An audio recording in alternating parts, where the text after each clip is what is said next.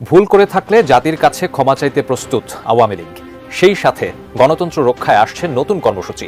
তবে আবারও মাঠে নামছে আওয়ামী লীগ। আগামী জাতীয় সংসদ নির্বাচনে আওয়ামী লীগের অংশগ্রহণে বাধা দেয়া হবে না বলে মন্তব্য করেছেন নির্বাচন কমিশন সংস্কার কমিশনের প্রধান ডক্টর বদিউল আলম মজুমদার। একটি বড় রাজনৈতিক দলকে নির্বাচনের বাইরে রেখে নির্বাচন করাটা গণতন্ত্রের জন্য খুব স্বাস্থ্যকর নয়। আওয়ামী লীগ আসা দরকার আছে। আওয়ামী লীগ মুক্তিযুদ্ধের সপক্ষের একটা দল, মুক্তিযুদ্ধকে সেভ করার জন্য আওয়ামী লীগের দরকার আছে। ৭১-এর পরে কোন থানা পোড়াই মারছে কোন মুক্তিযোদ্ধারা, এর একটা এক্সাম্পল আছে না? হত্যা মামলা এবং মিথ্যা মামলা আর এই হয়রানিমূলক মামলা, এটা রেকর্ড ছাড়াই গেছে।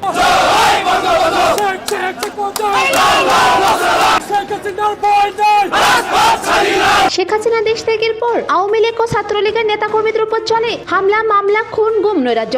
এমনকি আন্দোলনের মাধ্যমে নিষিদ্ধ করে দেওয়া হয় ছাত্রলীগকে। এছাড়া কার্যক্রম নিষিদ্ধ করা হয় আওয়ামী লীগের। বাতিল করে দেওয়া হয় দলটি নৌকা প্রতীক। প্রশ্ন ওঠে, নির্বাচনে অংশ নিতে পারবে কি আওয়ামী লীগ? তবে সেসব প্রশ্নের অবসান ঘটিয়ে আওয়ামী লীগের নির্বাচন করা নিয়ে মুখ খুলেছেন সিইসি।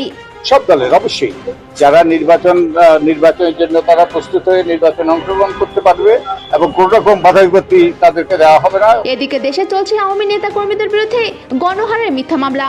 এ যেন বাণিজ্যে রূপ নিয়েছে, যা নিয়ে কঠোর হুঁশিয়ারি দিয়েছেন স্বরাষ্ট্র উপদেষ্টা জাহাঙ্গীর আলম। তারা ভুয়া মামলা এবং মিথ্যা মামলা করতেছে, তাদের বিরুদ্ধে আমরা পদক্ষেপ নিব এবং তাদের বিরুদ্ধে বড় ধরনের আইনানুগ আমরা ব্যবস্থা নিব।